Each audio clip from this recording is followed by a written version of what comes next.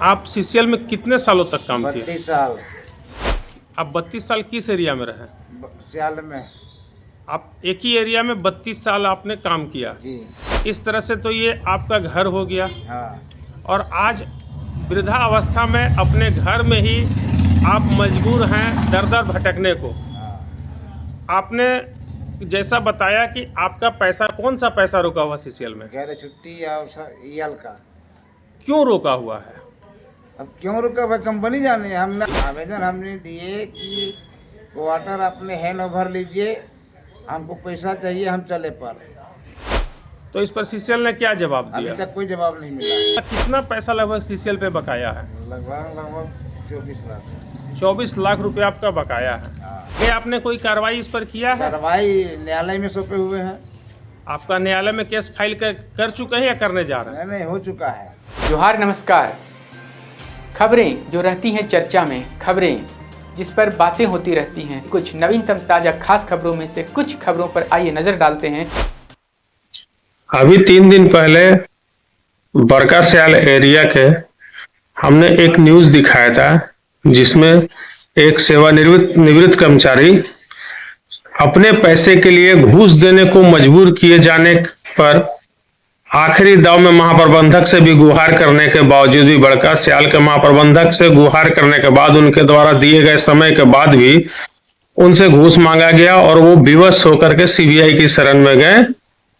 अब उसी में मैं अगले भाग में आता हूं, एक और सेवानिवृत्त कर्मचारी से आपको मिलवाता हूं जो इनको अभी रिटायर किए हुए 6 महीना हो गया है। ये प्रशासन से, सीसीएल प्रशासन से बड़का सयाल महाप्रबंधक से गुहार कर करके थक गए हैं कि मेरे क्वार्टर को हैंड ओवर लिया जाए और मेरा बकाया पैसा मुझे दिया जाए, लेकिन अभी इस पर कोई सुनवाई नहीं होती है। आइए सुनते हैं इनकी दर्दनाक कहानी इन्हीं की जुबानी। आपका नाम? प्रयाग महाप्रभु। आप किस पोस्ट पर थे? टंडेल जमींदार। आप सीसीएल में कितने सालों तक काम किए? 32 साल। आप 32 साल किस एरिया में रहे? सियाल में। आप एक ही एरिया में 32 साल आपने काम किया। जी। इस तरह से तो ये आपका घर हो गया हाँ। और आज वृद्धावस्था में अपने घर में ही आप मजबूर हैं दर दर भटकने को। हाँ। आपने जैसा बताया कि आपका पैसा, कौन सा पैसा रुका हुआ सीसीएल में? गैर छुट्टी या ईएल का। क्यों रोका हुआ है?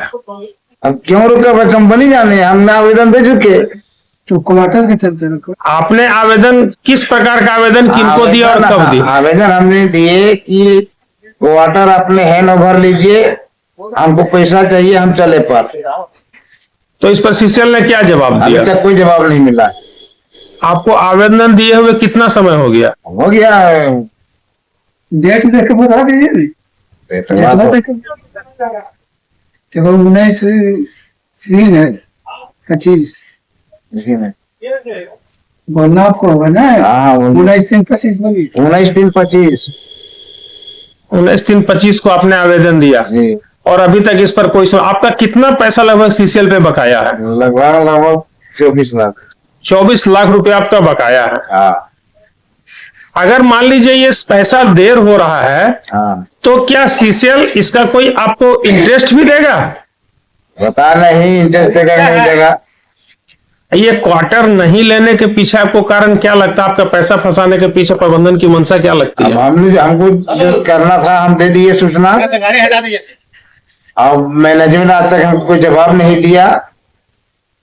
आगे आपने कोई कार्रवाई इस पर किया है? कार्रवाई न्यायालय में सौंपे हुए हैं।